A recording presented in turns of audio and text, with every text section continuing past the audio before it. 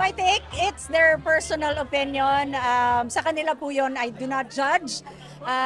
Kung yun po yung sa tingin nila would make them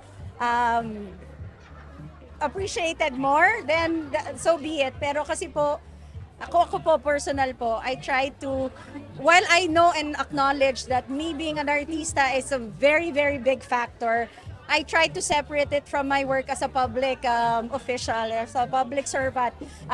Pero ina-acknowledge ko po na dahil din po sa pagiging artista ko, kaya ako kilala.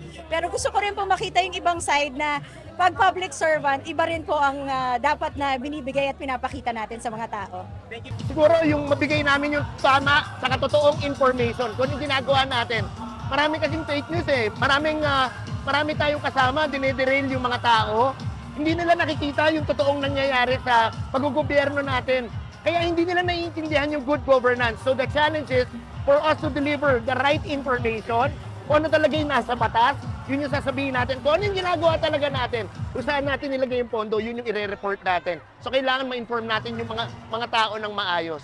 Okay. Oh, the challenge is for people to know and see and really make them feel and remember where we were before, where we are now, and where we're going in the future. I think that's the biggest challenge. Hindi sa pangangampanya eh. It's more of reminding people na kung saan tayo papunta.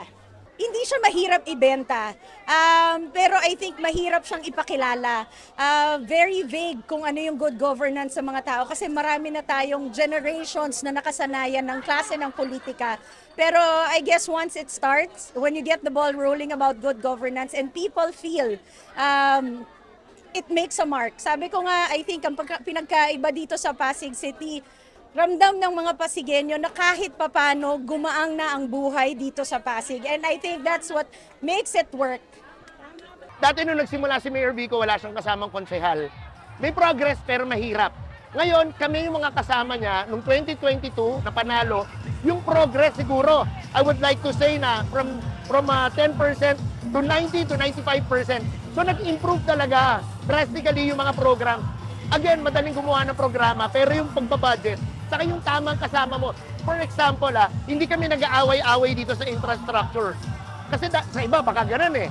Dito sa atin, hindi tayo nag-aaway sa mga project, sa mga pinapatayo. Bakit? Kasi hindi kami kumikita. Hindi talaga kami kumikita dito. Kaya ngayon, lahat ng mga kasama natin, ganun lahat ang puso at isipan. Nasa isang direction lang tayo. Kung narinig mo kanina si Mayor Vico, mahirap na meron kang isang eroplano, dalawang direksyon. Isang direksyon to. Kaya mas maganda, mas sana magkakasama kami